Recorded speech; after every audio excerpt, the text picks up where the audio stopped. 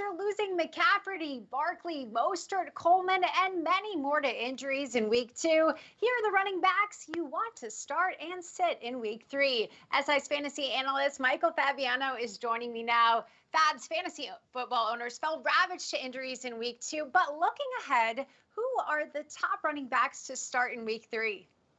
I like Kenyon Drake this week, and I get it. He has not been good over the first 2 weeks of the season, especially if you drafted him in the first or second round. It's actually odd for me to be talking about him, but this is sort of like validation for fantasy fans, right? The good news here is that he's got a really good matchup this week against the Lions. Since last season, they have given up the third most scrimmage touchdowns and the third most fantasy points to running backs. So while he hasn't been great, I still love the Drake this week. If you watch Seinfeld, you understand the reference. And then Jerick McKinnon, who is now the featured back for the San Francisco 49ers. Raheem Mostert, he's going to be out. Also, Tevin Coleman, banged up. He's going to miss several weeks. So suddenly McKinnon thrust into a very big role against the New York Giants, who really allowed great stat lines to both Benny Snell and David Montgomery in their first 2 games of the season. So McKinnon is in the RB2 conversation this week, Kaitlin. That's pretty impressive. Big week to step up. All right, let's talk about 2 guys on your sit-em list, though. Mark Ingram and Todd Gurley.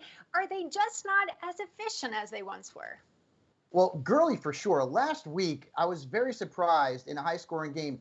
He was not involved in the passing game at all. And if Gurley doesn't get involved as a pass catcher and he doesn't score a touchdown, well, you're going to be in trouble. He's averaging just 3.3 yards per rush. He hasn't broken a single tackle in 2 games.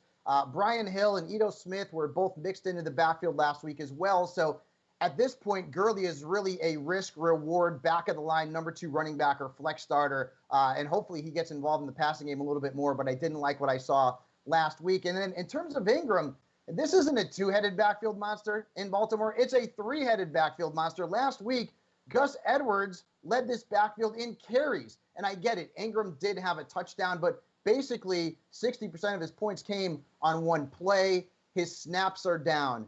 His touches are down. And the matchup here isn't the problem. The problem is that with so many people getting a piece of that backfield pie in Baltimore, well, Ingram's floor is very problematic. So if you do start him, temper expectations. He shouldn't be more than a flex. And unfortunately, people out there drafted him to be their RB2.